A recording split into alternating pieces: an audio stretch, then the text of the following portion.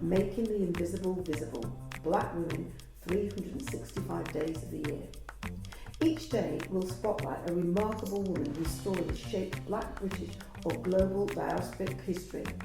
Women whose achievements are too often overlooked.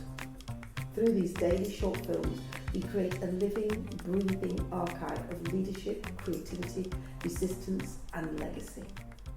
Let's begin. Born in 1875, Mary McLeod Bethune entered a world still shaped by inequality, exclusion and struggle. Determined to make the most of the little schooling available to her, she dedicated her life to ensuring that the future generations would have more opportunity, more visibility, more voice. On the 3rd of October 1904, with just a handful of students and an extraordinary belief, she opened the Diasporic and Industrial Training School for Negro girls. This act of courage and vision would grow into what we now know as the Bethune-Cookman University, a lasting institution born from hope and determination. Bethune believed that history mattered, that stories mattered, that documenting Black life was essential to shaping the future.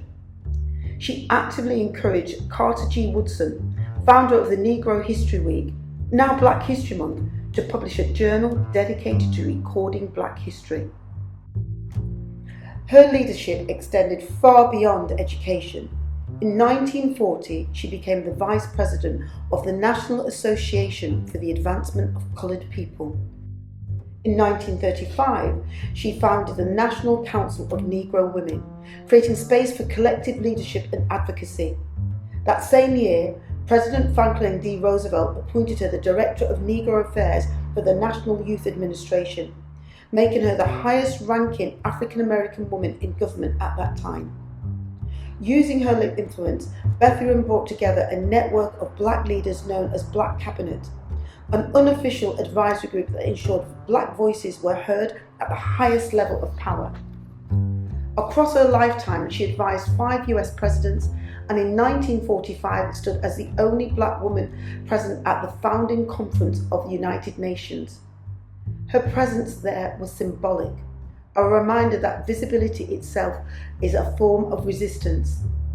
After a life lived in service to others, Mary Bethune left behind not wealth, but words, a legacy, a manifesto for future generations. I leave you to love. I leave you to hope. I leave you the challenge of developing confidence in one another. I leave you a thirst for education. I leave you respect for the use of power. I leave you faith. I leave you racial dignity. I leave you desire to live harmoniously with your fellow men. I leave you, finally, our responsibility to our young people. To make the invisible visible is to remember Mary McLeod Bethune, not only as a figure in history, but as a continuing call to action. Thank you for joining us for today's story. Making the Invisible Visible is our commitment to ensuring that Black women's histories and contributions are recognised, valued and kept in daily circulation. Across 2026, we will continue to share these powerful narratives, 365 days of impact, brilliance and inspiration. Stay connected, join the conversation and help us champion the women whose journeys continue to shape our world. I'm Paulette Brooks and I'm looking forward to seeing you tomorrow for the next story.